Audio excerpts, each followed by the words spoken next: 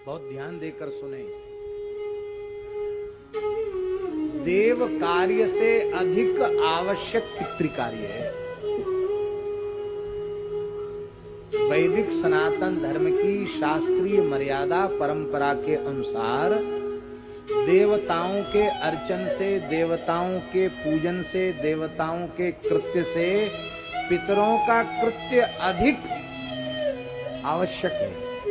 देव पूजन समय पर आप करें तो आपको लाभ होगा, न करें तो आपको हानि नहीं होगी। करें तो आपको लाभ होगा, न करने पर आपको पाप नहीं लगेगा। पर यदि श्राद्ध तर्पण कर्म की कोई उपेक्षा करता है तो उसको भयंकर पाप लगेगा। हमारे धर्मशास्त्रों में लिखा है। आज पूरे देश में, हिंदू समाज में श्राद्ध तर्पण की परंपरा समाप्त हो गई।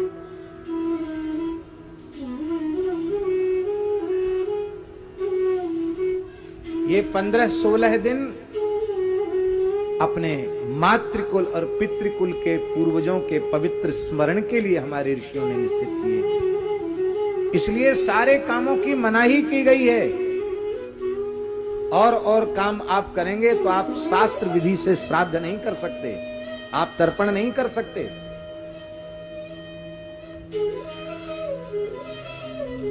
पूर्णिमा से लेकर के अमावास्या पर्यंत श्राद्ध प्रत्येक मनुष्य को करना चाहिए। द्विजाति को, यज्ञोपवीतधारी को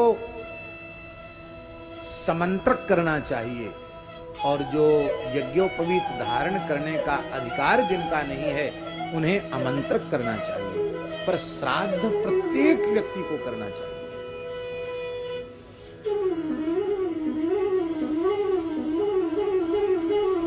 श्राद्ध पक्ष में बाल बनाना, नख बनाना, इनके लिए लिखा है महाराज जी कि पूर्वजों को, पितरों को वही भक्षण करना पड़ता है, वे साफ देते हैं। इसलिए 15-16 दिन दाढ़ी बनाना, नख बनाना और शरीर में तेल लगाना, उल्टन लगाना, ये भी मना है। इन 16-17 दिनों में ब्रह्मचर्य का पूर्ण पालन करना चाहिए। ब्रह्मचर्य का पालन नहीं करता तो पितरों को स्त्री के रज में और पुरुष के शुक्र में निवास करना पड़ता है, वे शाप देकर चले जाते हैं। आज परिवारों में जो भी समस्याएं आ रही हैं उनका मूल कारण है पितरों का कोप। खाली आपने पैदा कर दिया तो पुत्र हो गया, ये हमारे शास्त्र नहीं कहते। पुत्र कहते किसको हैं? लिख लीजिए, आपको यदि प्रमाण के लिए चाहिए तो पुत्र किसको कहते हैं? पुत्र कहते किसको हैं? जीवतो वाक्य करणात् क्षयाहे भूरि भोजनात् गया पिंड प्रदानाच्च त्रिभिः पुत्रस्य पुत्रता। 3 काम करे तो पुत्र। कहाँ का श्लोक है? गरुड़ पुराण का श्लोक है। 3 काम करे तो पुत्र है। कौन कौन? जब तक माता पिता जीवित रहें उनकी आज्ञा का श्रद्धा पूर्वक अक्षरशः पालन करें।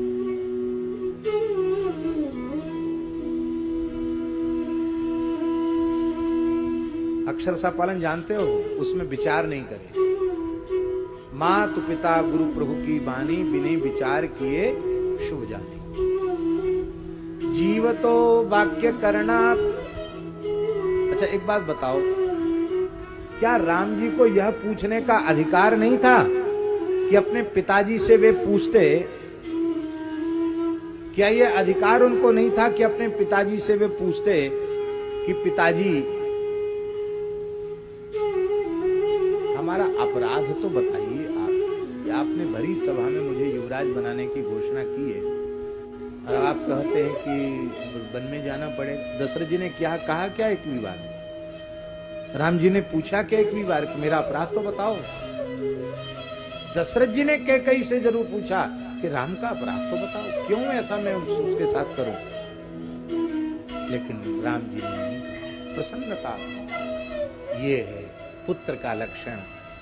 जीवतो वाक्य करणात् और ध्यान दें, जो पुत्र का लक्षण है वही शिष्य का लक्षण है, क्योंकि पुत्र और शिष्य में भेद नहीं है। बिंदु सृष्टि में पुत्र है और नाद सृष्टि में शिष्य है। शिष्य को भी पुत्र ही माना गया। इसलिए पुत्र की परिभाषा जो है वही शिष्य की परिभाषा है।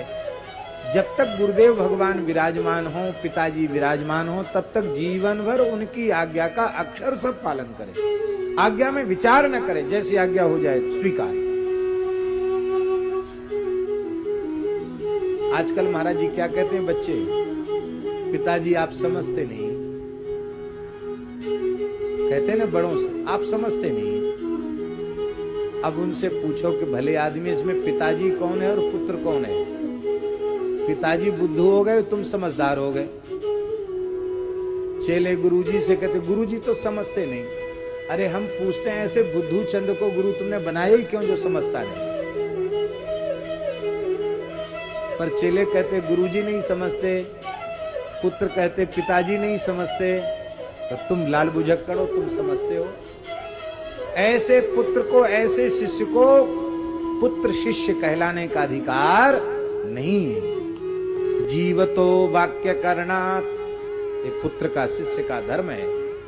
और क्षया हे भूरि भोजनात्, जब पिताजी अथवा गुरुदेव भगवान के धाम को चले जाएं तो अपनी पूरी उदारता लगा करके उनका उत्सव महोत्सव करें, शास्त्रीय विधि से उनका अंत्येष्टि विधान करें।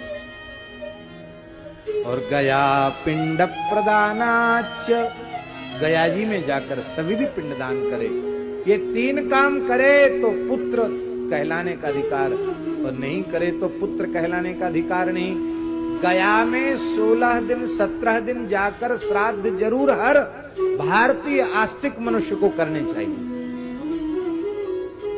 और फिर गया पिंड के बाद भी पिंडदान छोड़ना नहीं चाहिए। प्रत्येक श्राद्ध पक्ष में तर्पण श्राद्ध। अब कल लोग क्या करते हैं, खाली ब्राह्मण को बुला के जिमा दिया, हो गया श्राद्ध। ऐसा नहीं, सविधि श्राद्ध करो। श्राद्ध करता द्वारा भोजन कर ले तो श्राद्ध नष्ट हो जाता, उसको कौए की योनि में जाना पड़ता है। श्राद्ध भोजी ब्राह्मण दूसरी बार भोजन कर ले, उसे कौआ बनना पड़ता है। पुनर्भोजी चवायसा, उसे कौआ बनना पड़ता है। श्राद्ध भोजी ब्राह्मण को भी ब्रह्मचर्य का पालन करना चाहिए। श्राद्ध करता यजमान को भी पत्नी के साथ ब्रह्मचर्य का पालन करना चाहिए। संसार में, परिवार में जो भी समस्याएं हैं, उनका एकमात्र कारण है पितृगणों का रुष्ट होना। परिवार में दुष्ट, दुराचारी, स्वेच्छाचारी बालकों का जन्म लेना, ऊट पटांग खान पान वाले लोगों का जन्म लेना, या कोई भयंकर आदि व्याधि रोग से ग्रसित हो जाना, या भूत प्रेत आदि का उपद्रव घर में शुरू हो जाना, या संतानहीनता आ जाना, अथवा व्यापारिक नुकसान बहुत बड़ा हो जाना, ये सब पितरों के रोष का परिणाम है।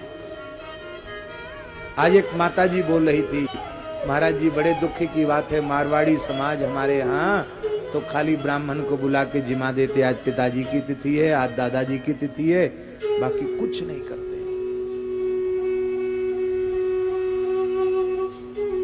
भैया पितृकर्म से उदासीन मत हो। ये स्वधा देवी पितरों की कर्म की अधिष्ठात्री शक्ति है। स्वधा, पितृभ्यः स्वधा, देवताओं के लिए स्वाहा का प्रयोग किया जाता है और पितरों के लिए स्वधा का प्रयोग किया जाता है। बोलो भक्तवत्सल भगवान की। और महाराज जी एक और विशेष बात बता दें, हमारे केवल इस जन्म के पूर्वज नहीं हैं, अनेकों शरीर हो चुके हैं, उन अनेकों शरीरों के पूर्वज हैं, और कौन कौन किस योनि में पड़े हैं पता नहीं अपने कर्म के अनुसार। तो जब हम उनके लिए जलदान पिंडदान करते हैं तो वे जिस योनि में है उस योनि के अनुरूप उनको आहार मिल जाता है। बहुत ध्यान से सुने, यदि हमारे पितर देवलोक में हैं तो हम यहाँ तर्पण श्राद्ध करेंगे तो उनको विशेष अमृत पिलाया जाएगा, वहां अमृत के रूप में उनको श्राद्ध प्राप्त होगा। यदि वो बछड़े बछिया हैं तो उनको दूध के रूप में श्राद्ध प्राप्त हो जाएगा। यहाँ श्राद्ध करेंगे उनको उस दिन दूध पीकर विशेष तृप्ति हो जाएगी। सिंह आदि की योनि में है तो उनके आहार के रूप में उनको श्राद्ध प्राप्त हो जाएगा। यहां तक है महाराज जी। और महाराज मान लो हमारे पूर्वज मुक्त हो गए, श्री ठाकुर जी के नित्य धाम में पहुंच गए, तब क्या होगा श्राद्ध का? बोले उस श्राद्ध का संपूर्ण जो पिंड आदि है वो भगवान श्री हरि के चरणों में पहुंच जाएगा। उससे भगवान तृप्त हो जाएंगे, क्योंकि सर्वेशाम पितृरूपी जनार्दन, सभी के पितर भगवान श्री हरि हैं। उन विश्वात्मा के प्रसन्न होने से सारा ब्रह्मांड तृप्त हो जाएगा। इसलिए महाराज जी जीवन मुक्त महापुरुषों का श्राद्ध तर्पण करने की महिमा ज्यादा है। इसलिए ऐसा नहीं समझना कि संसारी लोगों का ही, जीवन मुक्त महापुरुषों का भी श्राद्ध तर्पण करें तो भगवान उनकी सारी संपत्ति भोग रहे हैं, उनके द्वारा दिया हुआ सब कुछ प्राप्त कर रहे हैं, और उनके प्रति हम इतनी भी कृतज्ञता का भाव नहीं रखते तो इससे बड़ा दुर्भाग्य और क्या होगा। इसलिए भैया श्राद्ध कर्म में उदासीनता नहीं होनी चाहिए। बोलो भक्तवत्सल भगवान की। प्रत्येक पीढ़ी में सविधि गया श्राद्ध होता रहे तो परिवार में कभी विकृति नहीं आएगी, हम लिख करके दे सकते हैं। श्राद्ध कर्म के प्रति उदासीन होने का ही दुष्परिणाम आज लोगों को भोगना पड़ रहा है। बोलो भक्तवत्सल भगवान।